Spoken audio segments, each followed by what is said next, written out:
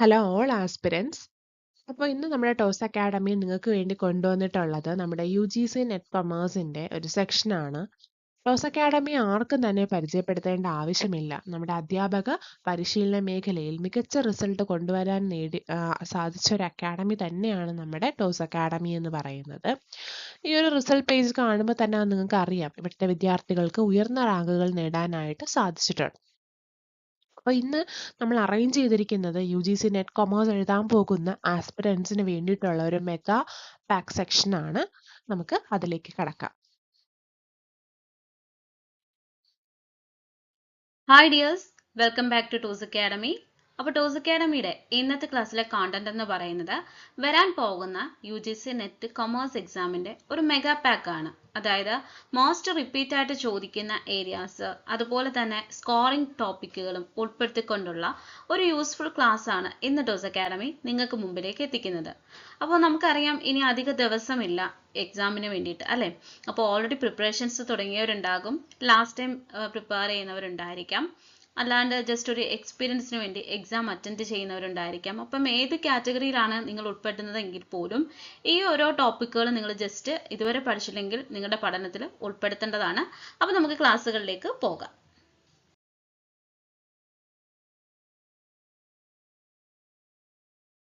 നമ്മുടെ exam പാസ്സാകണോ fail ആകണോ എന്ന് തീരുമാനിക്കുന്ന ചില ടോപ്പിക്കുകളുണ്ട്.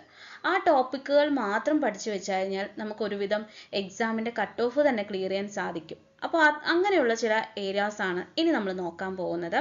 അപ്പോൾ റിപ്പീറ്റ് ആയിട്ട് ചോദിക്കുന്നതും അതുപോലെ സ്കോർ ചെയ്യാൻ പറ്റുന്നതുമായിട്ടുള്ള പോർഷൻസ് ആണ് cost and management accounting.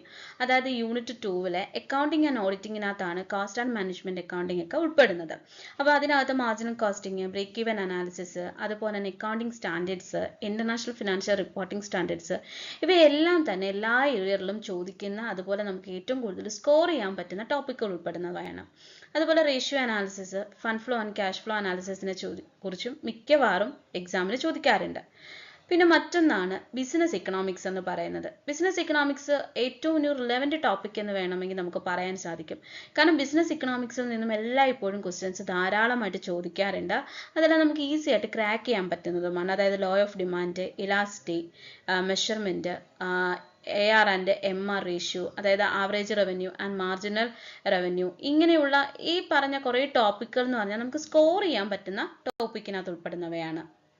So അതുപോലെ തന്നെ വളരെ ഇമ്പോർട്ടൻ്റ് ആയിട്ടുള്ള മറ്റൊന്നാണ് ബിസിനസ് ഇക്കണോമിക്സിൽ നിന്ന് ചോദിക്കാൻ സാധ്യതയുള്ള ഡിഫറെൻറ്റ് മാർക്കറ്റിംഗ് ഫോംസ് ആയിട്ടുള്ള പെർഫെക്റ്റ്, മൊണോപ്പൊളി, അതുപോലെ തന്നെ ഒളിഗോപ്പൊളി തുടങ്ങിയിട്ടുള്ള ഡിഫറെൻറ്റ് മാർക്കറ്റ് സ്ട്രക്ചറിനെ കുറിച്ച് ചോദിക്കാറുണ്ട്. അതേപോലെ തന്നെ ഈ ഓരോ മാർക്കറ്റ് സ്ട്രക്ചറിലും എങ്ങനെയാണ് പ്രൈസ് നിശ്ചയിക്കപ്പെടുന്നത് എന്നുള്ളൊരു ക്വസ്റ്റ്യനെ നമുക്ക് എക്സ്പെക്ട് ചെയ്യാവുന്നതാണ്. അതിൽ കഴിഞ്ഞ ഈ ലാസ്റ്റ് എക്സാമിന് വന്ന ചോദ്യമാണ് കിങ്ഡ് ഡിമാൻഡ് കർവ് എന്ന് പറയുന്നത്. അപ്പോൾ നമ്മൾ നോക്കുകയാണെങ്കിൽ എല്ലാ ഇയറിലെയും നെറ്റ് എക്സാം, അതായത് ഒരു 10 വർഷത്തെ ക്വസ്റ്റ്യൻ പേപ്പേഴ്സ് എടുത്ത് വെച്ച് നോക്കിയാലും അതിൽ കിങ്ഡ് ഡിമാൻഡ് കർവ് അല്ലെങ്കിൽ ഒളിഗോപ്പൊളിസ്റ്റിക് മാർക്കറ്റ്, മൊണോപ്പൊളി മാർക്കറ്റ് എന്നുള്ള ഒരു ക്വസ്റ്റ്യൻ റിപ്പീറ്റ് ആയിട്ട് നമുക്ക് കാണാൻ സാധിക്കും അല്ലെ. അപ്പൊ കിങ്ഡ് ഡിമാൻഡ് കർവ് എന്ന് പറയുന്നത് ഒളിഗോപ്പൊളി മാർക്കറ്റിന്റെ ഭാഗമായിട്ട് വരുന്ന ഒന്നാണ് കിങ്ഡ് ഡിമാൻഡ് കർവ് എന്ന് പറയുന്നത്. അപ്പോൾ ആ ഒളിഗോപ്പൊളിസ്റ്റിക് മാർക്കറ്റിംഗുമായിട്ട് ബന്ധപ്പെട്ടിട്ടുള്ള ഒരുപാട് ക്വസ്റ്റ്യൻസ് മറ്റു തരത്തിലും ചോദിക്കാൻ സാധ്യതയുണ്ട്. അപ്പോൾ അതുകൂടി നിങ്ങൾ നിങ്ങളുടെ പഠനത്തിൽ ഉൾപ്പെടുത്തേണ്ടതാണ്. പിന്നെ മറ്റൊന്നാണ് പ്രൈസിംഗ് സ്ട്രാറ്റജീസ് എന്ന് പറയുന്നത്. ഇപ്പൊ ഞാനിവിടെ സ്കിമ്മിങ് ആൻഡ് പെൻട്രേഷൻ അതുപോലെ പീക്ക് ലോഡിംഗ് പ്രൈസിംഗ് മാത്രമേ കാണിച്ചിട്ടുള്ളൂ എന്ന് കരുതി ഒരുപാട് പ്രൈസിംഗ് സ്ട്രാറ്റജീസ് ഇതിനകത്ത് ഉൾപ്പെടാൻ സാധ്യതയുണ്ട്. കാരണം ഇപ്പം ലേറ്റസ്റ്റ് ആയിട്ട് വന്നിട്ടുള്ള പല എക്സാമിനും, അതായത് ഇപ്പം ഈ ഒരു കാലയളവിൽ നടന്നിട്ടുള്ള നെറ്റ് എക്സാമിന് ചോദിച്ചിട്ടുള്ള പ്രൈസ് ലൈനിങ്, അതുപോലെ പ്രൈസ് സീലിംഗ് എന്താണ്, അങ്ങനെ പലതരത്തിലുള്ള പ്രൈസിംഗ് സ്ട്രാറ്റജീസും അതുപോലെ തന്നെ target pricing, cost plus pricing, ഇവയെല്ലാം തന്നെ എക്സാമിന് ഉൾപ്പെട്ടു വരുന്നവയാണ്. ഇത് വളരെ ഇമ്പോർട്ടൻ്റ് ആയിട്ടുള്ള മറ്റൊന്നാണ് ഫിനാൻഷ്യൽ മാനേജ്മെന്റിനകത്തുനിന്നും വരുന്ന, അതായത് ബിസിനസ് ഫിനാൻസിനകത്തുനിന്നും വരുന്ന ക്യാപിറ്റൽ സ്ട്രക്ചറിനെ കുറിച്ചിട്ട്. അപ്പൊ ക്യാപിറ്റൽ സ്ട്രക്ചർ തിയറീസ് പഠിച്ചു വെക്കുക. അതുപോലെ തന്നെ ക്യാപിറ്റൽ ബഡ്ജറ്റിംഗ് എന്ന് പറയുന്നത്, ക്യാപിറ്റൽ ബഡ്ജറ്റിംഗ് അതിനകത്ത് conventional and scientific technique of capital budgeting എപ്പോഴും ചോദിക്കാറുണ്ട്. അതായത് നെറ്റ് പ്രസന്റ് വാല്യൂ, അതുപോലെ തന്നെ ഇന്റർണൽ റേറ്റ് ഓഫ് റിട്ടേൺ, അങ്ങനെയുള്ള ക്വസ്റ്റ്യൻസ് ഒക്കെ നമുക്ക് എല്ലായ്പ്പോഴും എക്സ്പെക്ട് ചെയ്യാവുന്നതാണ്.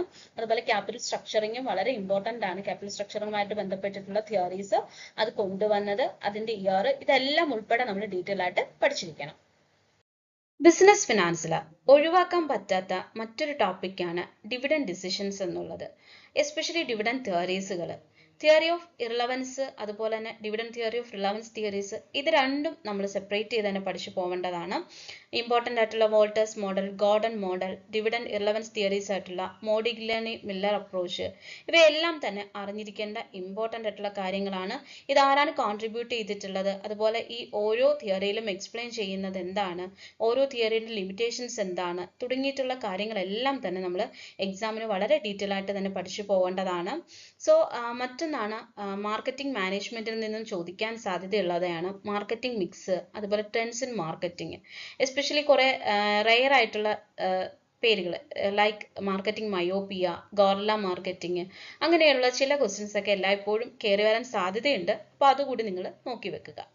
ആൻഡ് യൂണിറ്റ് 9 എന്ന് പറയുന്നത് ലീഗൽ ആസ്പെക്ട് ഓഫ് ബിസിനസ് ആണ്. ലീഗൽ ആസ്പെക്ട് ഓഫ് ബിസിനസ്സിനകത്ത് കമ്പനീസ് ആക്ട്, അതുപോലെ തന്നെ കോമ്പറ്റീഷൻ ആക്ട് ആൻഡ് LPP, ഇങ്ങനെയുള്ള എല്ലാ ആക്ടുകളും, അതായത് കൊമേഴ്സ് റിലേറ്റഡ് ആയിട്ട് വരുന്ന എല്ലാ ആക്ടുകളും പഠിച്ചു വെക്കേണ്ടതായിട്ടുണ്ട്.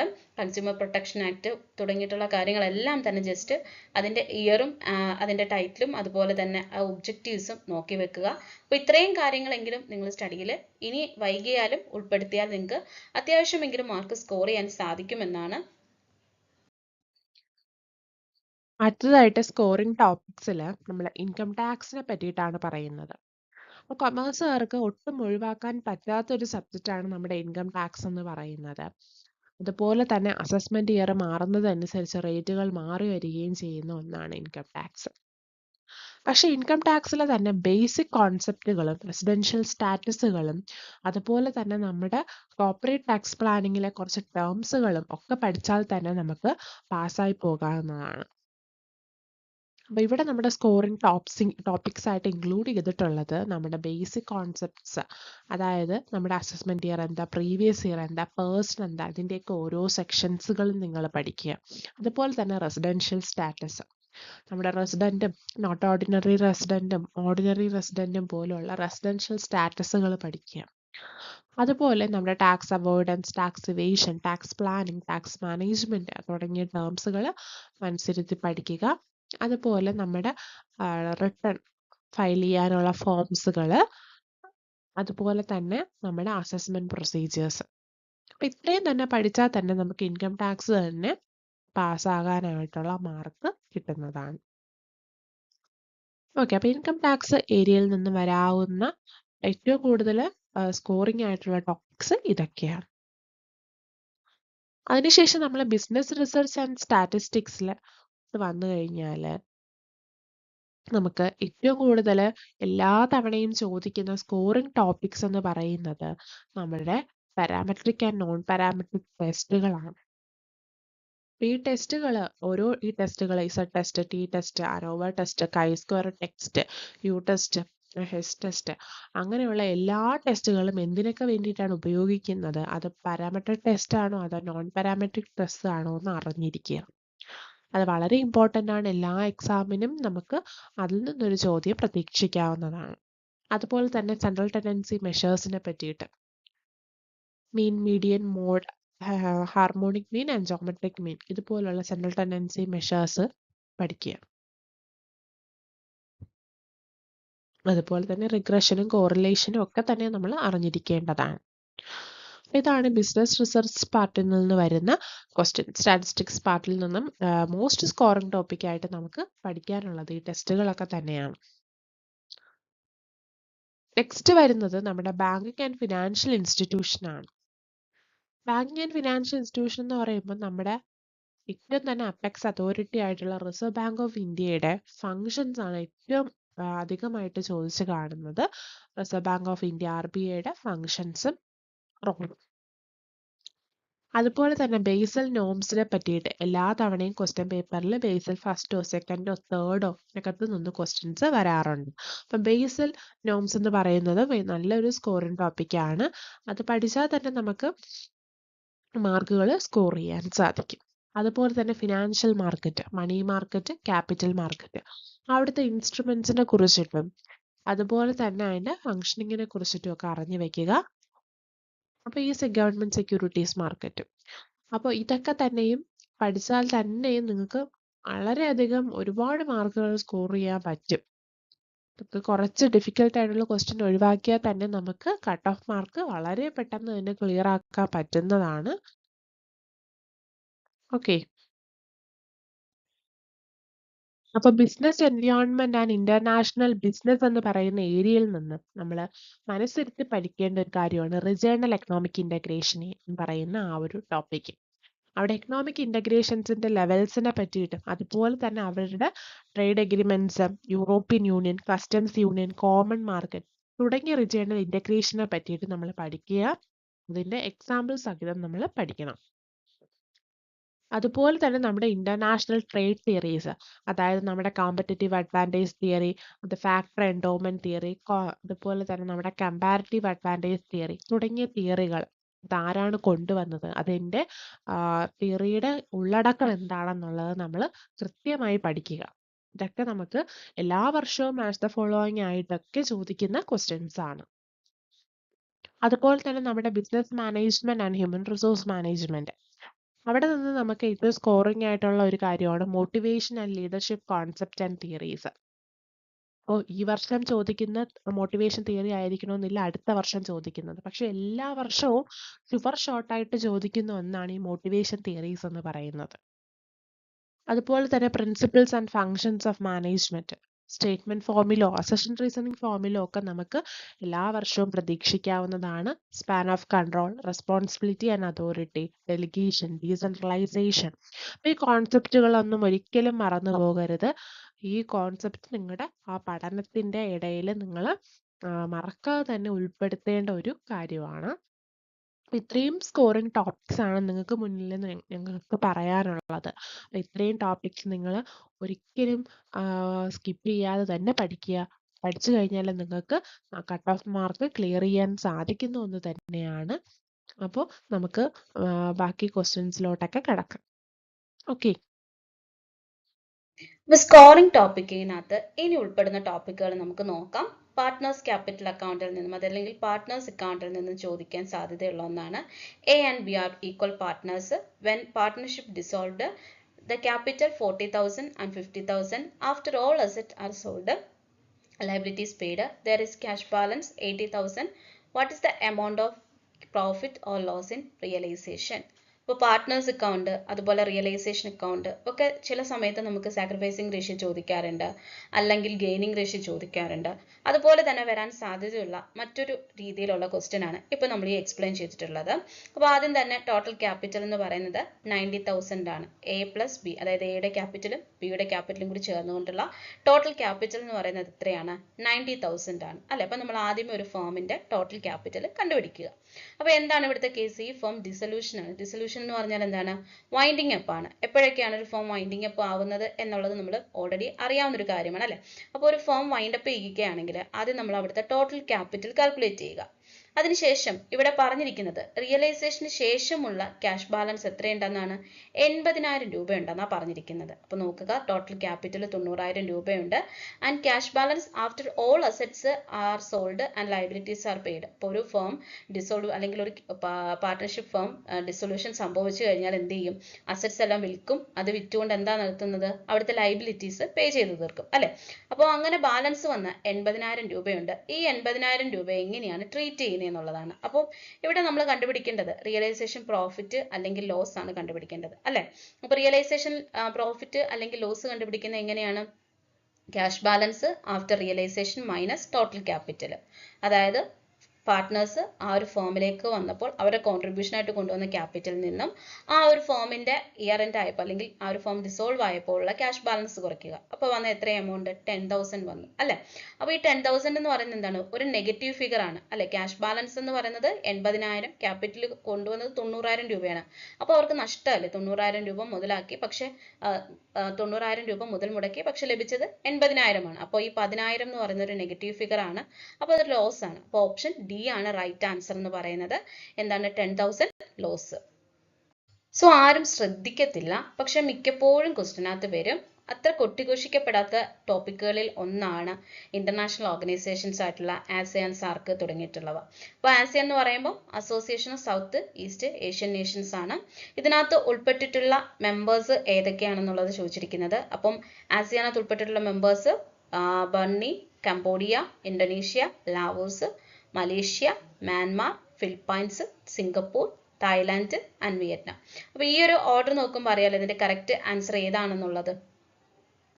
അപ്പോൾ സ്കോറിംഗ് ടോപ്പിക് ആയിട്ടുള്ള നമ്മൾ ഓൾറെഡി പറഞ്ഞ ഒന്നാണ് ഒളിഗോപ്പൊളിയെ കുറിച്ചിട്ട്. ഒളിഗോപ്പൊളിയിൽ നിന്നും വന്നിട്ടുള്ള ഒരു ക്വസ്റ്റ്യൻ നമുക്ക് നോക്കാം. Which of the following form of market organisation most prevalent in the manufacturing sector? അപ്പോൾ മാനുഫാക്ചറിംഗ് സെക്ടറിൽ മോസ്റ്റ് പ്രിലവൻറ്റ് ആയിട്ടുള്ള മാർക്കറ്റ് ഓർഗനൈസേഷൻസ് ഏതാണെന്ന് അല്ലെങ്കിൽ ഫോം ഓഫ് മാർക്കറ്റ് ഓർഗനൈസേഷൻ ഏതാണെന്നുള്ളതാണ്. ഓപ്ഷൻ സി ആണ് റൈറ്റ് ആൻസർ എന്ന് പറയുന്നത് ഒളിഗോപ്പൊളിയാണ്. അപ്പം ഒളിഗോപ്പൊളി എന്ന് പറയുന്നത് is a common manufacturing sector because it characterised by small number of large firms that dominate in the market. അതായത് എണ്ണത്തിൽ കുറവാണ് പക്ഷെ ലാർജ് ഫേം ആയിരിക്കും എന്നുള്ളതാണ് ഒളിഗോപ്പൊളി മാർക്കറ്റിന്റെ പ്രത്യേകത എന്ന് പറയുന്നത്. And these firm have significant market power and can influence the price, production level and other marketing factors. And these structure allow the for economic scale and substitution barriers to entry which typical in many manufacturing industries. അപ്പോൾ oligopoly മാർക്കറ്റിന്റെ പ്രധാനമായിട്ടുള്ള പ്രത്യേകതകളാണ് ഇവർക്ക് മാർക്കറ്റിൽ ഒരു power ഉണ്ട്. അതായത് price determine ചെയ്യാനും പ്രൈസ് ഇൻഫ്ലുവൻസ് ചെയ്യാനും അതുപോലെ പ്രൊഡക്ഷൻ ലെവല്, മാർക്കറ്റിംഗ് ഫാക്ടേഴ്സ്, ഇതിലെല്ലാം തന്നെ ഒരു പവർ ഉള്ള ഒന്നാണ് ഒളിഗോപ്പൊളിസ്റ്റിക് മാർക്കറ്റിന്റെ പ്രത്യേകത എന്ന് പറയുന്നത്. അതുപോലെ ഈ ഒരു സ്ട്രക്ചറിന്റെ മറ്റൊരു പ്രത്യേകത എന്ന് പറയുന്നത് ഇതിലേക്ക് എൻട്രി എന്ന് പറയുന്നത് ഒരുപാട് തടസ്സങ്ങളുണ്ട്. അപ്പോൾ ഒരു ഒളിഗോപ്പൊളിസ്റ്റിക് മാർക്കറ്റിലേക്ക് എത്തുക എന്ന് പറയുന്നത് അല്ലെങ്കിൽ എൻട്രി എന്ന് പറയുന്നത് ഒരുപാട് തടസ്സങ്ങൾ നേരിട്ട് കൊണ്ടാണ്. സോ ആൻസർ സി ആണ് റൈറ്റ് ആൻസർ എന്ന് പറയുന്നത്. ഉദാഹരണം പറയുകയാണെങ്കിൽ oil and gas industries, airlines, mass media, automobile and telecom, ഇതെല്ലാം തന്നെ ഒളിഗോപ്പൊളിസ്റ്റിക് മാർക്കറ്റുകൾക്ക് ഉദാഹരണമാണ്. കാരണം അവിടെ എൻട്രി എന്ന് പറയുന്നത് അത്ര ഈസി ആയിട്ടുള്ള കാര്യമല്ല. അപ്പൊ അതിനൊക്കെ ചില സബ്സ്റ്റാൻഷ്യൽ ബാരിയേഴ്സ് ഉണ്ട്. കൺസ്യൂമർ പ്രൊട്ടക്ഷൻ ആക്ട് 1986 വളരെ റിലവൻ്റ് ആയിട്ടുള്ള ഒന്നാണ് ഡോക്ട്രിൻ ഓഫ് ക്യാവിറ്റ് എംപ്റ്റർ എന്ന് പറഞ്ഞിട്ടുള്ളത്. അപ്പോൾ മുൻ വർഷങ്ങളിലൊക്കെ ഈ ഒരു ഏരിയയിൽ നിന്നും ഇതിന്റെ മീനിങ് ഒക്കെ ചോദിച്ചുകൊണ്ടുള്ള ക്വസ്റ്റ്യൻസ് വന്നിട്ടുണ്ടായിരുന്നു. അപ്പോൾ ക്യാവിറ്റ് എംപ്റ്റർ എന്ന് പറഞ്ഞു കഴിഞ്ഞാൽ ഒരു ലാറ്റിൻ വേർഡാണ്. അതിന്റെ അർത്ഥം എന്ന് പറയുന്നത് ലെറ്റ് ദ ബയർ ബിവെയർ. അതായത് വാങ്ങുന്നവർക്ക് എപ്പോഴും ഒരു ഇതിനെക്കുറിച്ച് അല്ലെങ്കിൽ വാങ്ങുന്ന പ്രൊഡക്റ്റിനെ കുറിച്ചിട്ടൊരു അവയർനെസ് ഉണ്ടാകണം എന്നുള്ളതാണ് ക്യാവിറ്റ് എംപ്റ്റർ എന്നുള്ളത് കൊണ്ട് ഉദ്ദേശിക്കുന്നത്. And place responsibility on the buyer to inspect the goods and satisfy with their condition before making the purchase. അതായത് പർച്ചേസ് ചെയ്യുന്നതിന് മുമ്പ് തന്നെ ഒരു ഗുഡ്സിനെ കുറിച്ചിട്ട് ഒരു ബയ്യറിന് ഒരു അവയർനെസ് ഉണ്ടായിരിക്കണം, ഒരു അവബോധം ഉണ്ടായിരിക്കണം അല്ലെ. ഈ ഒരു പ്രൊഡക്റ്റ് നല്ലതാണ് അല്ലെങ്കിൽ എൻ്റെ നീഡ്സിനെ സാറ്റിസ്ഫൈ ചെയ്യാൻ പറ്റുന്നതാണ് ഈ ഒരു പ്രൊഡക്റ്റ് എന്നുള്ളൊരു ബോധ്യം ഉണ്ടായിരിക്കണം. ഈ പ്രിൻസിപ്പിളാണ് ക്യാവിറ്റ് എംപ്റ്റർ എന്ന് പറയുന്നത്. And this principle is particularly relevant when the buyer realise on their experience or judgment rather than explicit warranties guarantee from the seller. അപ്പോൾ ഈ പറഞ്ഞ ഈ ഒരു ക്യാവിറ്റ് എംപ്റ്റർ അല്ലെങ്കിൽ ഈ ഒരു ബയ്യർ വിവെയർ എങ്ങനെയാണ് ഒരു കൺസ്യൂമർ ഉണ്ടാകുന്നത്? അയാളുടെ സ്വന്തം എക്സ്പീരിയൻസിൽ നിന്നുമാണ് അല്ലെ. അല്ലാണ്ട് എങ്ങനെയാണ്, അല്ലാണ്ട് ഇപ്പം ഒരു സെല്ലർ പറയുകയാണ് ഇതിന് ഇത്രത്തോളം വാറന്റി ഉണ്ട് അല്ലെങ്കിൽ ഇതിന് ഇത്ര ഗ്യാരണ്ടി ഉണ്ട് എന്നുള്ള കാര്യത്തെ അടിസ്ഥാനമാക്കിയിട്ടല്ല. അതൊരു പേഴ്സണൽ ജഡ്ജ്മെന്റ് അല്ലെങ്കിൽ പേഴ്സണൽ എക്സ്പീരിയൻസിന്റെ അടിസ്ഥാനത്തിലായിരിക്കും. അപ്പോൾ ഈ ഒരു ക്വസ്റ്റ്യൻ ഇത്രയാണ്. Doctrine of caveat emptor apply in which of the following situation? ഏത് സിറ്റുവേഷനിലാണ് ക്യാവിറ്റ് എംപ്റ്റർ എന്ന് പറയുന്ന പ്രിൻസിപ്പിൾ അപ്ലൈ ചെയ്യാൻ പറ്റുന്നത്? നോ ഡൗട്ട് ഓപ്ഷൻ ഡി ആണ് റൈറ്റ് ആൻസർ എന്ന് പറയുന്നത്. അതെന്ന് വെച്ചാൽ when the buyer does not intimate the purpose to seller depend on the own skill and judgment. Accounting concepts, accounting standards, ഇതെല്ലാം തന്നെ വളരെ സർവ്വസാധാരണമായിട്ട് ചോദിക്കുന്നതും നമുക്ക് സ്കോർ ചെയ്യാൻ പറ്റുന്നതുമായിട്ടുള്ള ഏരിയാസ് ആണ്. കാരണം ഒരുപാട് കൺഫ്യൂസിങ് ആയിട്ടുള്ള ഏരിയാസ് അല്ല, ജസ്റ്റ് നമുക്ക് പെട്ടെന്ന് മനസ്സിലാകുന്ന അല്ലെങ്കിൽ ഡൈജസ്റ്റ് ആകുന്ന പോർഷൻസ് ആണ്. അതുകൊണ്ട് നമുക്ക് പെട്ടെന്ന് നല്ല സ്കോർ ചെയ്യാനും സാധിക്കും. അപ്പൊ ഈ ഒരു ക്വസ്റ്റ്യൻ എന്ന് പറഞ്ഞു കഴിഞ്ഞാൽ മാച്ച് ദ ഫോളോവിങ് ആണ്. അപ്പോൾ നമുക്കറിയാം മാച്ച് ദ ഫോളോവിങ് വന്നു കഴിഞ്ഞാൽ ഏതെങ്കിലും ഒന്നോ രണ്ടോ കാര്യങ്ങൾ നമുക്ക് അറിയാമെങ്കിൽ ആ ഒരു ക്വസ്റ്റ്യന്റെ ഫുൾ ആൻസർ നമുക്ക് ലഭിക്കും അല്ലെ. അപ്പോൾ going concern concept, consistency, cost concept, material തന്നിട്ടുണ്ട്. അതിനകത്ത് ആദ്യത്തെ ഓപ്ഷൻ ലിസ്റ്റ് 2 തന്നിരിക്കുന്നത് ഈ ഒരു അക്കൗണ്ടിങ് കോൺസെപ്റ്റിന്റെ പർപ്പസ് അല്ലെങ്കിൽ ആപ്ലിക്കബിലിറ്റിയെ കുറിച്ചിട്ടാണ്. The same accounting method used by the firm from one period to another. അത് കേൾക്കുമ്പോൾ തന്നെ നമുക്ക് മനസ്സിലാവും കൺസിസ്റ്റൻസി ആണ് അല്ലെ. ഒരു അക്കൗണ്ടിങ് മെത്തേഡ് ഉപയോഗിക്കുകയാണെങ്കിൽ ഇയർ ആഫ്റ്റർ ഇയറിൽ അത് മാറ്റം വരുത്താതെ എല്ലാ വർഷവും ആ ഒരു സെയിം മെത്തേഡ് തന്നെ ഉപയോഗിക്കണം എന്നുള്ളത് കൺസിസ്റ്റൻസി കോൺസെപ്റ്റിനെ അടിസ്ഥാനപ്പെടുത്തിയിട്ടാണ്. അപ്പോൾ അവിടെ ആൻസർ വന്നിട്ടുള്ളത് ബിയുടെ മാച്ച് ആയിട്ട് വരുന്ന എന്താണ്? ലിസ്റ്റ് 2-ൽ 1 ആണ് അല്ലേ. അപ്പം ഇവിടെ നോക്കുകയാണെങ്കിൽ ഓപ്ഷൻ ഡിയിൽ മാത്രമേ അങ്ങനൊരു വരുന്നുള്ളൂ അല്ലേ. ഓപ്ഷൻ ഡിയിൽ മാത്രമേ ബിയിൽ മാച്ചിങ് ആയിട്ട് എന്ത് വന്നിട്ടുള്ളൂ, 1 എന്നുള്ളൊരു ഓപ്ഷൻ വരുന്നുള്ളൂ. അപ്പം ഓപ്ഷൻ ഡി ആണ് റൈറ്റ് ആൻസർ. ഇനി ബാക്കിയോട് നമുക്ക് നോക്കാം. ഓപ്ഷൻ എ എന്ന് പറയുന്നത് ഗോയിങ് കൺസേൺ കോൺസെപ്റ്റ് ആണ്. ബിസിനസ് ഒരു ലോങ് പീരീഡിലേക്കാണ് പോകുന്നത് എന്നുള്ളതാണ്. And inappropriate assumption from undergoing bankruptcy, അതായത് ഒരു ലോങ് പീരീഡിലേക്ക് റൺ ചെയ്യുന്ന ബിസിനസിനെ സംബന്ധിച്ചിടത്തോളം ഓപ്ഷൻ 3 ആണ് റൈറ്റ് ആൻഡ് അല്ലെങ്കിൽ മാച്ച് ആയിട്ട് നിൽക്കുന്നത്. മറ്റൊന്ന് കോസ്റ്റ് കോൺസെപ്റ്റ് ആണ്, ഓപ്ഷൻ സി എന്ന് പറയുന്നത്. അപ്പം കോസ്റ്റ് കോൺസെപ്റ്റ് എന്ന് പറയുന്നത് the normal basis used in account for assets, അസറ്റ്സിനെ അക്കൗണ്ട് ചെയ്യുന്നതിനകത്താണ് കോസ്റ്റ് കോൺസെപ്റ്റ് നമുക്ക് ആവശ്യമായിട്ട് വരുന്നത്. ആൻഡ് മെറ്റീരിയലിറ്റി കോൺസെപ്റ്റിനകത്ത് പറയുന്നത് ഇത്രയേ ഉള്ളൂ, size and importance of an item or event, അതായത് ഒരു ഐറ്റത്തെ മെറ്റീരിയൽ ഫാക്ടറോ അല്ലെങ്കിൽ ഇമ്മെറ്റീരിയലോ എന്നുള്ള രീതിയിൽ ട്രീറ്റ് ചെയ്യുന്നത് ആ ഒരു ഐറ്റത്തിന്റെ സൈസ് ഇമ്പോർട്ടൻസ് എന്നുള്ള രീതിയിലാണ്. ഇപ്പോൾ ഫോർ എക്സാമ്പിൾ പറയുകയാണെങ്കിൽ ഒരു ഓഫീസിൽ, അവിടെ ഓഫീസിൽ യൂസിന് വേണ്ടിയിട്ട് ഫർണിച്ചറും ഉണ്ട്, പേപ്പറും ഉണ്ട്. അപ്പോൾ ഇത് രണ്ടും ഓഫീസിൽ ഉപയോഗിക്കുന്നു എങ്കിൽ പോലും ഫർണിച്ചറിനെയാണ് നമ്മൾ അവിടെ എന്തായിട്ട് കണക്കാക്കുന്നത്, അസറ്റ് ആയിട്ട് കണക്കാക്കുന്നത്. പേപ്പർ എന്ന് പറയുന്നത് ജസ്റ്റ് ഒരു സ്റ്റേഷനറി ഐറ്റം ആണ്, അതൊരു അസറ്റ് ആയിട്ട് പരിഗണിക്കുന്നില്ല. അപ്പം ആ ഒരു ഡിഫറൻസിലാണ് ഈ മെറ്റീരിയലിറ്റി കോൺസെപ്റ്റ് നമ്മൾ എക്സ്പ്ലെയിൻ ചെയ്യുന്നത്. ആദ്യത്തെ ക്വസ്റ്റ്യൻ എന്ന് പറയുന്നത് നമ്മുടെ എവല്യൂഷൻ ഓഫ് ട്രേഡ് തിയറിയുമായിട്ട് ബന്ധപ്പെട്ട ഒരു ക്വസ്റ്റ്യൻ ആണ്. അപ്പോൾ ഇവിടെ എന്ന് പറയുന്നത് നമ്മുടെ കുറച്ച് തിയറീസിൻ്റെ തിയറീസും തന്നിട്ടുണ്ട്, മാച്ച് ദ ഫോളോയിങ് ആയിട്ട്. അതായത് നമ്മുടെ തിയറീസിൻ്റെ ഓതേഴ്സായിട്ട് ഡേവിഡ് റിക്കാർഡോ ആ ഒരു year, Michael Porter year, Adam Smith, Heckscher and Ohlin. അപ്പം ഇത്രയും തിയറീസും ആ വർഷങ്ങളും തന്നിട്ടുണ്ട്, ഓതേഴ്സ്, വർഷങ്ങൾ, അതുപോലെ theories. Theory of absolute advantage, factor endowment theory, theory of comparative advantage, theory of competitive advantage. അപ്പോൾ ഇതിൽ ആൻസർ ആയിട്ട് പറയുന്നത് ബി പാർട്ടാണ്. നമുക്ക് നോക്കാം. നമുക്ക് ഈ ഒരു ഫിഗർ, ഈ ഒരു എവല്യൂഷൻ വെച്ച് തന്നെ നമുക്ക് ആൻസർ കണ്ടുപിടിക്കാം. അപ്പം നമ്മൾ പറഞ്ഞു, ഇതിൽ നമുക്ക് വർഷം നോക്കുമ്പോൾ തന്നെ അറിയാം, ആദ്യം വന്നത് നമ്മുടെ ആദം സ്മിത്തിൻ്റെ ആണ് 1776. അപ്പം ആദം സ്മിത്ത് കൊണ്ടുവന്ന തിയറി ഏതാണ്? ഇത് തന്നിട്ടുണ്ട്, the theory of absolute advantage. Theory of absolute advantage ആണ് ആര് കൊണ്ടുവന്നിട്ടുള്ളത്? ആദം സ്മിത്ത് കൊണ്ടുവന്നിട്ടുള്ളത് 1776.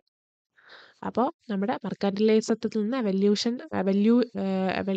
ഇവോൾവ് ചെയ്ത ഒന്നാണ് നമ്മുടെ theory of absolute advantage theory എന്ന് പറയുന്നത്. ഓക്കെ, അടുത്തതായിട്ട് നമ്മുടെ ഡേവിഡ് റിക്കാർഡോയുടെ തിയറിയാണ്. അത് ഏതാണ്? The theory of comparative advantage. Okay, next എന്ന് പറയുന്നത് നമ്മുടെ മൈക്കിൾ പോർട്ടറിന്റെ തിയറിയാണ്. മൈക്കിൾ പോർട്ടറിന്റെ തിയറി എന്ന് പറയുന്നത് ഏതാണ്? Theory of competitive advantage theory, അല്ലെങ്കിൽ diamond of national advantage theory എന്നാണ് പറയുന്നത്. നാഷണൽ അഡ്വാൻറ്റേജ് തിയറിയുടെ വേറൊരു പേരാണ് തിയറി ഓഫ് കോമ്പറ്റേറ്റീവ് അഡ്വാൻറ്റേജ്. അതിനുശേഷം നമ്മുടെ ഹെക്ലർ ആൻഡ് ഒഹ്ലിൻ്റെ തിയറിയാണ്. ഹെക്ലർ ആൻഡ് ഒഹ്ലിൻ്റെ തിയറി എന്ന് പറയുന്നത് ഏതാണ്? ഫാക്ടർ എൻഡോവ്മെന്റ് തിയറി, അല്ലെങ്കിൽ the theory of factor proportions എന്ന് അറിയപ്പെടുന്നത്. അപ്പം നിങ്ങൾക്ക് ഇത്രയും പറഞ്ഞ തിയറി ക്ലിയർ ആണല്ലോ. അപ്പോൾ ഡേവിഡ് റിക്കാർഡോയുടെ തിയറി ഏതാണ്? Theory of comparative advantage theory. Michael പോർട്ടറിന്റെ തിയറി കോമ്പറ്റേറ്റീവ് അഡ്വാൻറ്റേജ് തിയറി എന്നാണ്. അതുപോലെ തന്നെ നമ്മുടെ ആദം സ്മിത്തിൻ്റെത് അബ്സല്യൂട്ട് അഡ്വാൻറ്റേജ് തിയറിയാണ്. ഹെക്ലർ ആൻഡ് ഓക്ലിൻ്റെ തിയറി എന്ന് പറയുന്നത് ഏതാണ്? ഹെക്ലർ ആൻഡ് ഓക്ലിൻ തിയറിയാണ് ഫാക്ടർ എൻഡോവ്മെന്റ് തിയറി. അപ്പോൾ ഇത്രയും തിയറീസ് നിങ്ങൾക്ക് ക്ലിയർ ആണല്ലോ. ഓക്കെ, അപ്പോൾ ഇത്രയും തിയറീസ് മാത്രം പഠിച്ചിരിക്കാൻ പോരാ, തിയറിയുടെ ഉള്ളടക്കം എന്താണെന്നും കൂടെ നമ്മൾ അറിഞ്ഞിരിക്കേണ്ടതാണ്. അപ്പം അത് നമ്മൾ നെക്സ്റ്റ് ക്വസ്റ്റ്യൻ എന്ന് പറയുന്ന ടൈപ്പ് ഓഫ് ടെസ്റ്റും ആ ടെസ്റ്റ് എന്തിനാണ് ഉപയോഗിക്കുന്നത് അതിൻ്റെ സബ്ജക്ട് മാറ്ററുമായിട്ടാണ് നമുക്ക് മാച്ച് ചെയ്യേണ്ടത്. ഓക്കെ, അപ്പം നമ്മൾ പറഞ്ഞതാണ് റിസർച്ച് മെത്തഡോളജിയിൽ നമ്മുടെ ഹൈപ്പോത്തസിസ് ടെസ്റ്റിംഗ് എന്ന് പറഞ്ഞത് വളരെയധികം സ്കോറിംഗ് ആയിട്ടുള്ള ടോപ്പിക്കാണ്. അപ്പം ടെസ്റ്റുകൾ എങ്ങനെയാണ് ചെയ്യുക, ഓരോ ടെക്സ്റ്റുകളും വേർതിരിച്ചും ക്വസ്റ്റ്യൻ ചോദിക്കാറുണ്ട് സ്റ്റേറ്റ്മെൻറ്റ് ഫോമിൽ. അപ്പോൾ എല്ലാ ടെസ്റ്റുകളും കറക്റ്റായിട്ട് നമ്മൾ പഠിച്ചിരിക്കണം. അപ്പോൾ ഇവിടെ എല്ലാ ടെസ്റ്റുകളും തമ്മിൽ മാച്ച് ചെയ്യാനാണ് ചോദിച്ചിരിക്കുന്നത്. Kruskal Wallis test, Z test, ANOVA test, chi square test. Okay. അപ്പോൾ ഈ ടെസ്റ്റുകളൊക്കെ ഒന്നുകിൽ പാരാമെട്രിക് ടെസ്റ്റ് അല്ലെങ്കിൽ നോൺ പാരാമെട്രിക് ടെസ്റ്റുകളാണ്. അപ്പോൾ പാരാമെട്രിക് ടെസ്റ്റ് എന്താണെന്നും നോൺ പാരാമെട്രിക് ടെസ്റ്റ് എന്താണെന്ന് നിങ്ങൾക്ക് അറിയാമായിരിക്കും. നമ്മുടെ പോപ്പുലേഷൻ പാരാമീറ്റർ യൂസ് ചെയ്ത് എടുക്കുന്നത്. നമ്മൾ സാമ്പിൾ എവിടെ നിന്നാണോ എടുക്കുന്നത് അതിനെയാണ് നമ്മൾ പോപ്പുലേഷൻ എന്ന് പറയുന്നത്. ആ പോപ്പുലേഷൻ്റെ പാരാമീറ്റർ യൂസ് ചെയ്ത് ചെയ്യുന്ന ടെസ്റ്റിനെയാണ് നമ്മൾ പാരാമെട്രിക് ടെസ്റ്റ് എന്നും അല്ലാത്തതിനെ നമ്മൾ നോൺ പാരാമെട്രിക് ടെസ്റ്റുകളെന്നും പറയുന്നത്. ഓക്കെ. അപ്പോൾ നമ്മളിവിടെ പറഞ്ഞിട്ടുണ്ട് Kruskal Wallis test. ക്രൂസൽ Wallis test എന്ന് പറയുമ്പോഴത്തേക്ക് അത് എന്ത് ടെസ്റ്റാണ്? അതെന്ന് പറയുന്നത് ഒരു നോൺ പാരാമെട്രിക് ടെസ്റ്റാണ്. ക്രൂസൽ വാല്യൂ ടെസ്റ്റ് എന്ന് പറയുന്നത് നമ്മുടെ ആ ഒരു ഗ്രാഫിൽ സമ്മറിക്കകത്ത് പറഞ്ഞിട്ടുണ്ട്. ക്രൂസൽ വാല്യൂ ടെസ്റ്റ് എന്താണ്? നോൺ പാരാമെട്രിക് ടെസ്റ്റ് ആണ്. Non parametric test it is used to എന്താണ് comparison of several groups. Several groups compare ചെയ്യാനായിട്ട് ചോദിക്കുന്ന നോൺ പാരാമെട്രിക് ടെസ്റ്റ് ആണെന്ന് പറഞ്ഞിട്ടുണ്ട്. അപ്പോൾ നമുക്ക് ആ ഓപ്ഷനായിട്ട് ബന്ധപ്പെട്ട് വരുന്നത് രണ്ടാമത്തതാണ്. അതായത് non parametric test to compare the means of more than two population group. അപ്പോൾ അതാണ് അതുമായിട്ട് മാച്ച് ചെയ്യുന്നത്. അത് ഇസഡ് ടെസ്റ്റ് പറയുകയാണെങ്കിൽ ഇസഡ് ടെസ്റ്റ് ഈ സമ്മറി കൊടുത്തിട്ടില്ല. ഇസഡ് ടെസ്റ്റ് നമ്മൾ ടി ടെസ്റ്റ് ഈ രണ്ട് ടെസ്റ്റ് നമ്മൾ പഠിച്ചിട്ടുണ്ട്. അപ്പോൾ അതെന്ന് പറയുന്നത് ഒരിക്കലും ഒരു ഗ്രൂപ്പിനെ അല്ല അവിടെ നോക്കുന്നത്, അല്ലാതെ എന്തിനെയാണ് നോക്കുന്നത്? രണ്ട് സാമ്പിൾ ഗ്രൂപ്പിനെയാണ്. അത് പാരാമെട്രിക് ടെസ്റ്റിൽ ഉൾപ്പെടുന്ന ഇവിടെ നമ്മൾ സാമ്പിൾ ഗ്രൂപ്പിനെയാണ് നോക്കുന്നത് ഇസഡ് ടെസ്റ്റ് എന്ന് പറയുന്നത്. ആ രണ്ട് സാമ്പിൾ ഗ്രൂപ്പിന്റെ ഡിഫറൻസ് ആണ് നമ്മളിവിടെ നോക്കുന്നത്. ഓക്കെ. അപ്പം അതാണ് ഇസഡ് ടെസ്റ്റ് എന്ന് പറയുന്നത്. ഫോർത്ത് ഓപ്ഷനിലാണ് വരുന്നത്. ദെൻ നമ്മുടെ അനോവ ടെസ്റ്റ്. അനോവ ടെസ്റ്റ് പറയുമ്പോഴത്തേക്ക് നമ്മുടെ അനോവ ടെസ്റ്റ് സമ്മറിയിൽ പറയുന്നുണ്ട് പാരാമെട്രിക് ടെസ്റ്റ് ആണ്. അവിടെ comparison of several groups, parametric ടെസ്റ്റുമാണ് സെവറൽ ഗ്രൂപ്പ്സ് കമ്പയർ ചെയ്യുന്നുണ്ട്. പാരാമെട്രിക് ടെസ്റ്റിൽ സെവറൽ ഗ്രൂപ്പ്സ് കമ്പയർ ചെയ്യുന്ന അനോവയും നോൺ പാരാമെട്രിക് ടെസ്റ്റിന്റെ സെവറൽ ഗ്രൂപ്പ്സ് കമ്പയർ ചെയ്യുന്ന ക്രൂസൽ വാല്യൂ ടെസ്റ്റുമാണ്. അത് മറക്കില്ല. അപ്പൊ ഇവിടെ പാരാമെട്രിക് ടെസ്റ്റിൽ വരുന്നത് ഏത് ഓപ്ഷനാണ്? ഫസ്റ്റ് ആണ് മോർ ദാൻ ടു പോപ്പുലേഷൻ. രണ്ടാമത്തത് ക്രൂസൽ വാല്യൂ. അപ്പോൾ ഫസ്റ്റ് നമ്മുടെ സി എന്ന് പറയുന്നത് ഫസ്റ്റ് വണ്ണും അതുപോലെ തന്നെ എ എന്ന് പറയുന്നത് 2 ആണ്. ഇസഡ് ടെസ്റ്റ് നമുക്കറിയാം, രണ്ട് സാമ്പിൾ ഗ്രൂപ്പാണ് അവിടെ നോക്കുന്നത്. ഓക്കെ. അത് കഴിഞ്ഞ് നമ്മുടെ കൈ square test. Chi square test നമുക്ക് എല്ലാവർക്കും അറിയാവുന്നതാണ്. നോൺ പാരാമെട്രിക് ടെസ്റ്റും ആണ്. അതുപോലെ തന്നെ നമ്മുടെ അസോസിയേഷൻ ടെസ്റ്റ് ചെയ്യുന്നതാണ്. അതായത് goodness of fit. Goodness of fit നമുക്ക് ഫേമസ് ആണ്. അപ്പോൾ ഗുഡ്നെസ് ഓഫ് ഫിറ്റ് ടെസ്റ്റ് ചെയ്യുന്ന ഒരു ടെസ്റ്റും കൂടെയാണ് നമുക്ക് കൈ സ്ക്വയർ ടെസ്റ്റ്. അത് മറന്നു പോകരുത്. ഗുഡ്നെസ് ഓഫ് ഫിറ്റ് എന്നുള്ളത് മനസ്സിൽ കൊടുത്തിരിക്കുക. ഇത്രയും കാര്യങ്ങളാണ് നമ്മൾ ടെസ്റ്റുകളിൽ, പാരാമെട്രിക് ടെസ്റ്റ്, നോൺ പാരാമെട്രിക് ടെസ്റ്റിൽ ശ്രദ്ധിക്കേണ്ട കാര്യം.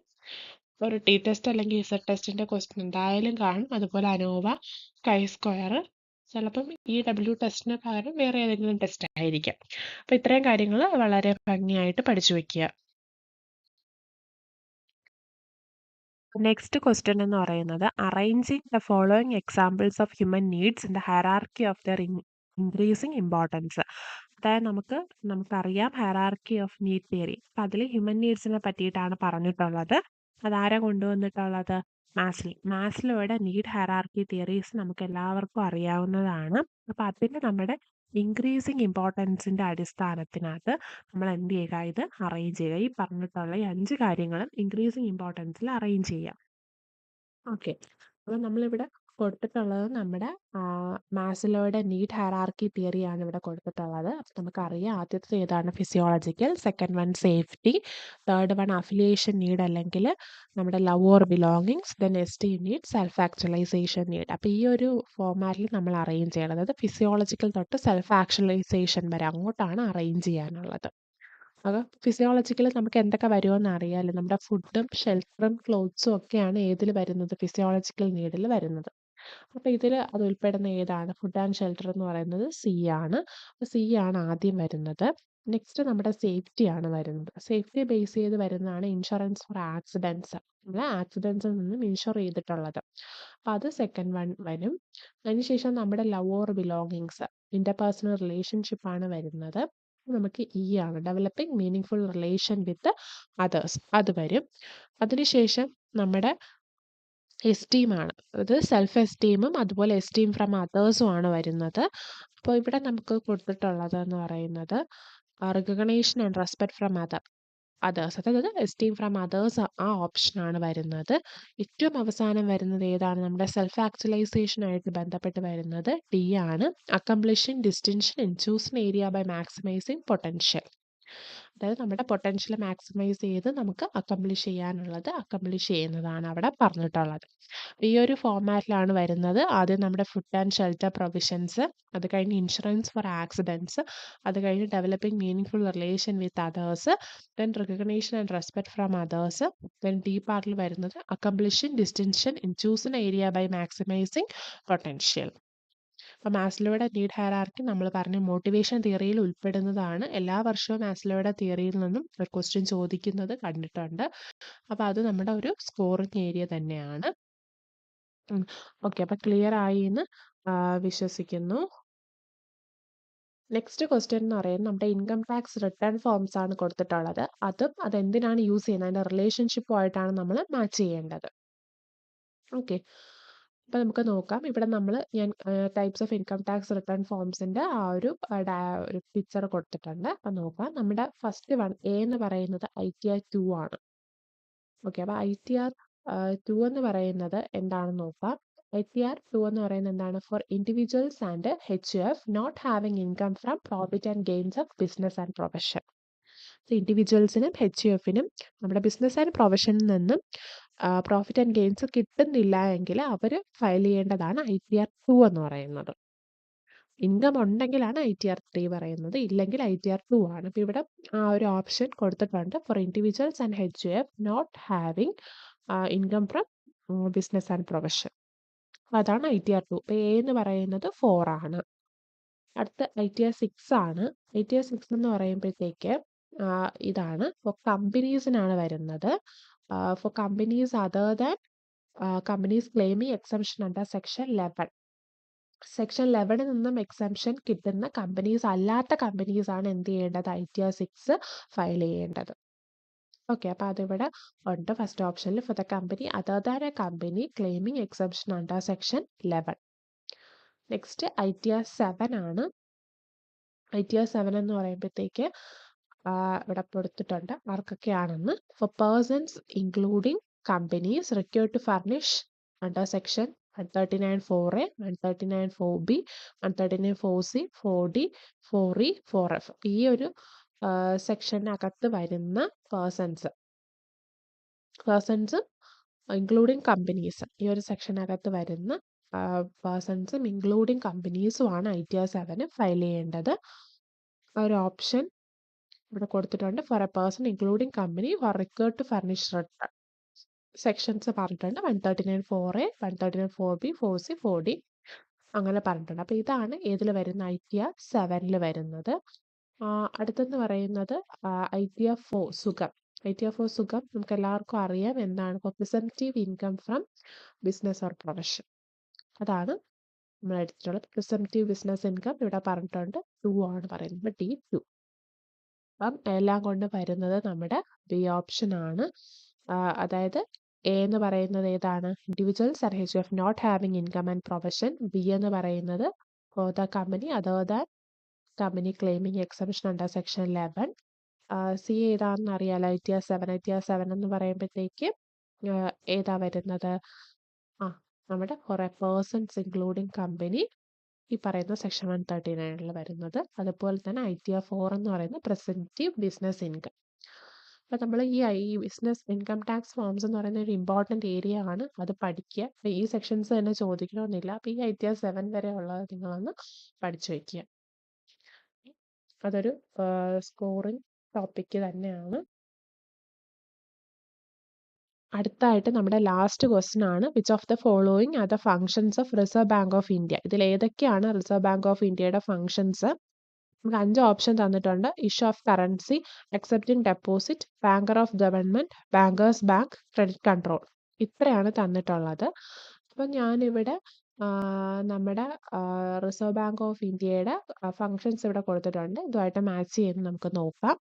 ഫസ്റ്റ് വരുന്നത് ഇഷ്യൂ ഓഫ് കറൻസി ആണ്. അത് വരുന്നുണ്ട്. ഇഷ്യൂ ഓഫ് ബാങ്ക് നോട്ട്, അതായത് നമ്മുടെ 1 rupee കോയിൻ ഒഴിച്ച് ബാക്കി എല്ലാം നമ്മുടെ RBI തന്നെയാണ് കറൻസി ഇഷ്യൂ ചെയ്യുന്നത്. അപ്പോൾ അത് RBIയുടെ ഫംഗ്ഷനാണ്. എ എന്ന് പറയുന്നത് RBIയുടെ ഫംഗ്ഷനാണ്. B accepting deposit. Accepting deposit ഒരിക്കലും നമ്മുടെ റിസർവ് ബാങ്ക് ഓഫ് ഇന്ത്യയുടെ ഫംഗ്ഷൻ അല്ല. പിന്നെ അത് ആരുടെ ഫംഗ്ഷനാണ്? കൊമേഴ്ഷ്യൽ ബാങ്കിൻ്റെ ഫംഗ്ഷനാണ് accepting deposit and lending money എന്ന് പറയുന്നത്. നെക്സ്റ്റ് സി ഓപ്ഷൻ എന്ന് പറയുന്നത് ബാങ്കർ ഓഫ് ഗവൺമെൻറ്. അത് വരുന്ന കാര്യമാണ്. Bankers to the government. ഗവൺമെൻറ്റിൻ്റെ ബാങ്കറാണ് RBI. ഗവൺമെൻറ്റിന് ആവശ്യമായിട്ടുള്ള കാര്യങ്ങളൊക്കെ സൂക്ഷിക്കുന്നത്, ഇവരുടെ ട്രഷറി ഡെപ്പോസിറ്റ് എല്ലാം സൂക്ഷിക്കുന്ന ആര് തന്നെയാണ്? നമ്മുടെ റിസർവ് ബാങ്ക് ഓഫ് ഇന്ത്യയാണ്. അതുപോലെ ഡി ബാങ്കേഴ്സ് ബാങ്ക്. ബാങ്കിൻ്റെ ബാങ്ക് അല്ലേ, നമ്മുടെ ഷെഡ്യൂൾഡ് ബാങ്കിൻ്റെയും നോൺ ഷെഡ്യൂൾഡ് ബാങ്കിൻ്റെ ഒക്കെ മുകളിൽ വരുന്നത് ആരാണ്? RBI ആണ്. ബാങ്കേഴ്സ് ബാങ്ക് വരുന്നുണ്ട്. Next credit control. Credit control വരുന്നുണ്ട്. Controller of credit. നമ്മുടെ ക്രെഡിറ്റ് മണി സപ്ലൈ കൺട്രോൾ ചെയ്യുന്ന ആരാണ്? RBI ആണ്. അപ്പോൾ നമുക്ക് ഈ ഒരു ഓപ്ഷൻ ബി എന്ന് പറയുന്ന ഒരു ഓപ്ഷൻ ഒഴിച്ച് ബാക്കിയെല്ലാം RBIയുടെ ഫങ്ഷൻസ് ആണ്. അപ്പം നമുക്ക് ഡി ഓപ്ഷൻ എടുക്കാം. ACDE ഇതെല്ലാം വരുന്നു. ഇതെല്ലാം RBIയുടെ ഫങ്ഷൻസ് ആണ്. ഓക്കെ, അപ്പോൾ RBIയുടെ ഫങ്ഷൻസും കാര്യങ്ങളും ഒക്കെ പഠിച്ചാൽ തന്നെ നമുക്ക് അവിടെ മാർക്ക് സ്കോർ ചെയ്യാം. അപ്പം ഇത്രയും നമ്മൾ കുറച്ച് സ്കോറിംഗ് ടോപ്പിക്കുകളും അതുപോലെ തന്നെ നിങ്ങൾ എക്സാമിന് നോക്കി പോകേണ്ട എല്ലാ സ്കോറിംഗ് ടോപ്പിക്കുകളും ഉൾപ്പെടുത്തിയിട്ടുണ്ട്. സ്കോറിംഗ് ടോപ്പിക്കുകളും അതുപോലെ തന്നെ അതുമായിട്ട് ബന്ധപ്പെട്ട് വരുന്ന കുറച്ച് ക്വസ്റ്റ്യൻസും ഇവിടെ കൊടുത്തിട്ടുണ്ട്. അപ്പം നിങ്ങൾ എക്സാമിന് പോകുന്നതിന് മുന്നേ മറക്കാതെ തന്നെ ഈ ഒരു ഏരിയയും ടോപ്പിക്സും നോക്കി തന്നെ പോകുക. അല്ലാതെ ഇത് വിട്ടു പോകരുത്, ഇത് സ്കിപ്പ് ചെയ്യരുത്. കാരണം ഇത് നിങ്ങളുടെ ആ ഒരു എക്സാമിൻ്റെ മാർക്കിനെ സ്വാധീനിക്കാനുള്ള ഒരു വലിയ പങ്കുള്ള ഒന്ന് തന്നെയാണ് ഈ ഒരു മെഗാ ടോപ്പിക്സിൽ ഉൾപ്പെടുത്തിയിട്ടുള്ളത്. അപ്പം എല്ലാവർക്കും ഓൾ ദ ബെസ്റ്റ്. അവശേഷിക്കുന്ന ദിവസങ്ങൾ വളരെ ഫലപ്രദമായി ഉപയോഗിച്ചു കഴിഞ്ഞാൽ ചിലപ്പോൾ നമ്മുടെ ഭാഗ്യം കൊണ്ട് നല്ലൊരു റിസൾട്ട് നമുക്ക് ഉണ്ടായെന്ന് വരും. ഹാർഡ് വർക്ക് കൂടി വേണം എങ്കിൽ പോലും ചിലപ്പോൾ ഒരു ഭാഗ്യത്തിന് നമുക്ക് ഈ ഒരു റിസൾട്ട് ഉണ്ടായെന്ന് വരും. അപ്പോൾ ആ ഒരു ഭാഗ്യപരീക്ഷണം എന്നോണം നിങ്ങൾ ഇനിയും സ്റ്റഡിയിൽ ഈ പോർഷൻസ് ഉൾപ്പെടുത്തിയിട്ടില്ലെങ്കിൽ ഉൾപ്പെടുത്തുക. ഇൻ കേസ് നിങ്ങൾ പഠനത്തിൻ്റെ ഈ ഒരു പോർഷൻസ് ഉൾപ്പെടുത്തിയില്ല, മറന്നു പോയിട്ടുണ്ടെങ്കിൽ ഇനി ഈ അവശേഷിക്കുന്ന ദിവസങ്ങളിൽ ഈ കാര്യങ്ങൾ കൂടി ഉൾപ്പെടുത്തി പഠിക്കുകയാണെങ്കിൽ ചിലപ്പോൾ നല്ലൊരു റിസൾട്ട് നിങ്ങൾക്ക് ക്ലിയർ ചെയ്യാൻ സാധിക്കും. അറ്റ്ലീസ്റ്റ് കട്ട് ഓഫ് എങ്കിലും ക്ലിയർ ചെയ്യാൻ നിങ്ങൾക്ക് സാധിക്കും. എപ്പോഴാണെങ്കിലും ഏതൊരു കോമ്പറ്റേറ്റീവ് എക്സാമും അതിൻ്റെതായിട്ടുള്ള ഒരു സീരിയസ്നെസ്സോട് കൂടിയിട്ട് സമയമെടുത്ത് നന്നായിട്ട് പഠിച്ചെങ്കിൽ മാത്രമേ അത് നമുക്ക് ക്രാക്ക് ചെയ്യാൻ സാധിക്കുകയുള്ളൂ. എങ്കിൽ പോലും കുറേയേറെ കാര്യങ്ങൾ നിങ്ങൾക്ക് അറിയാം, അല്ലെങ്കിൽ നിങ്ങൾക്ക് ഇത്തരം ഒരു ബേസ് ഉണ്ടെങ്കിൽ ജസ്റ്റ് ലാസ്റ്റ് ടൈം പഠിച്ചാലും നിങ്ങൾക്ക് ആ ഒരു എക്സാം ക്ലിയർ ചെയ്യാൻ സാധിക്കും. അതെല്ലാവരുടെയും ഓരോരുത്തരുടെ കഴിവിൽ അവരവർക്കുള്ള ഒരു വിശ്വാസത്തിൻ്റെയും അടിസ്ഥാനത്തിലാണ്. അപ്പോൾ എന്ത് തന്നെയാണെങ്കിലും എക്സാമിന് പ്രിപ്പയർ ചെയ്യുമ്പോൾ ഈ ടോപ്പിക് കൂടി നിങ്ങൾ ഉൾപ്പെടുത്തുക. ഇൻ കേസ് നിങ്ങൾക്ക് ഈ ഒരു എക്സാം ക്രാക്ക് ചെയ്യാൻ സാധിച്ചില്ല എന്നുണ്ടെങ്കിൽ നിങ്ങളുടെ സ്വന്തം പഠനം കൊണ്ട് മാത്രം ഈ ഒരു എക്സാംസ് ക്ലിയർ ചെയ്യാൻ സാധിക്കില്ല എന്ന് നിങ്ങൾക്ക് തോന്നുകയാണെങ്കിൽ നിങ്ങൾക്ക് ധൈര്യമായിട്ടൊരു കോച്ചിങ്ങിന് ജോയിൻ ചെയ്യാവുന്നതാണ്. അപ്പോൾ ടോസ് അക്കാഡമി കൊമേഴ്സിൻ്റെ കോച്ചിങ് ആരംഭിക്കാൻ പോവുകയാണ്. കോച്ചിങ്ങിന് താല്പര്യമുണ്ട്, അതായത് ഈ ഒരു എക്സാം കഴിഞ്ഞതിന് ശേഷം അടുത്ത എക്സാമിലേക്ക് കോച്ചിങ് ആരംഭിക്കും. താല്പര്യമുണ്ടെങ്കിൽ നിങ്ങൾ ടോസ് അക്കാഡമിയുടെ ഒഫീഷ്യൽ നമ്പറിൽ കോൺടാക്ട് ചെയ്യുക. All the very best. അതുപോലെ ടോസ് അക്കാഡമിയുടെ ടെലഗ്രാം ഗ്രൂപ്പ് ആക്റ്റീവ് ആണ്. എല്ലാ ദിവസവും ക്വസ്റ്റ്യൻസ് MCQs അപ്ഡേറ്റ് ചെയ്യുന്നുണ്ട്. എക്സാമിൽ അതായത് പ്രീവിയസ് ഇയർ ചോദിച്ചിട്ടുള്ള ക്വസ്റ്റ്യൻസും വരാൻ സാധ്യതയുള്ള ക്വസ്റ്റ്യൻസുമാണ് അപ്ഡേറ്റ് ചെയ്യുന്നത്. അപ്പോൾ അതുകൊണ്ട് തന്നെ ടെലഗ്രാം ഗ്രൂപ്പിലും എല്ലാവരും ആക്റ്റീവായിട്ടിരിക്കുക. ജോയിൻ ചെയ്യാത്തവരുണ്ടെങ്കിൽ ടോസ് അക്കാഡമി ടെലഗ്രാം ഗ്രൂപ്പിൽ എത്രയും പെട്ടെന്ന് ജോയിൻ ചെയ്യുക. All the very best.